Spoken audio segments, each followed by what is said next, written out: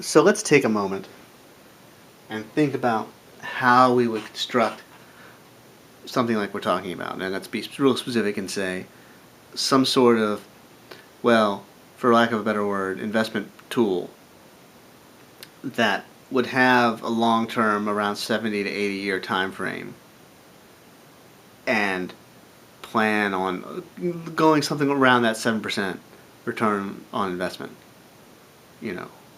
rate. How would you set that up? I mean, I could tell you, if I started with $3,000 or $2,000 and I invested in such a thing, and at the end of, however those investments over, I plan to turn them over into other things, and gave you a list, you could do it yourself. You wouldn't need me in any way, shape, or form. Now, obviously, you kind of have to hope that that particular plan works out from the get-go, and there's no real, guarantee one way or the other. However, obviously, the larger the amount that you start with gives you stability and gives you time, shaves off doublings, and can really lead you to some serious money. But is it do you hope that you have that kind of money, the Bill Gates kind of money within, or enough to start a foundation at the end of the 70-year frame? Because I can't even make any guarantees that I'm going to be here in 70 years. Do you write it in your last will and testament and then just tie it to your, some sort of account and say, in order to do these things, some person in the future, when the money reaches some sort of critical mass, will be charged that they would get the money on the condition that they would do that? Well, how would you enforce that? I mean, could you hire a lawyer, from beyond the grave?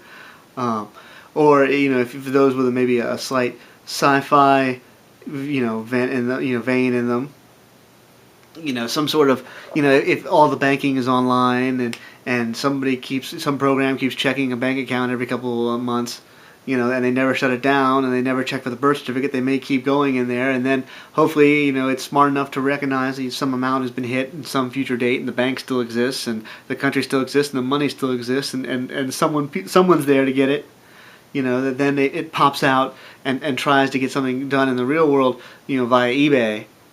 But what you really kind of need is a going concern. Something that is in business, something that is designed to make money and survive. It would be a lot easier if Ford or Microsoft or something was following along this process. Now, you could simply call it an index fund if you wanted to strip it down to just saying this is a financial tool. Or you could say it's a company that issues bonds at the 7%, but and saying that it would start off as some sort of index fund, with the idea being that eventually it would be financing projects of its own in order to guarantee the rate. But there are many ways that it could be pieced together, and so I just simply ask that you kind of bear that in mind.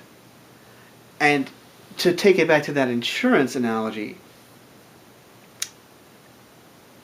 I could sell people a website or a blog that says, I buy this, I'm going to buy this, I'm going to buy that, I'm going to sell this, I'm going to do whatever, and charge people access to it, and they can start with the money themselves.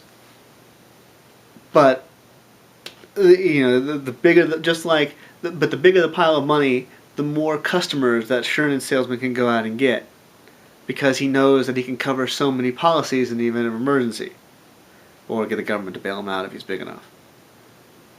I don't really have that luxury. And that the beauty and genius of your site is the way that it transfers money over.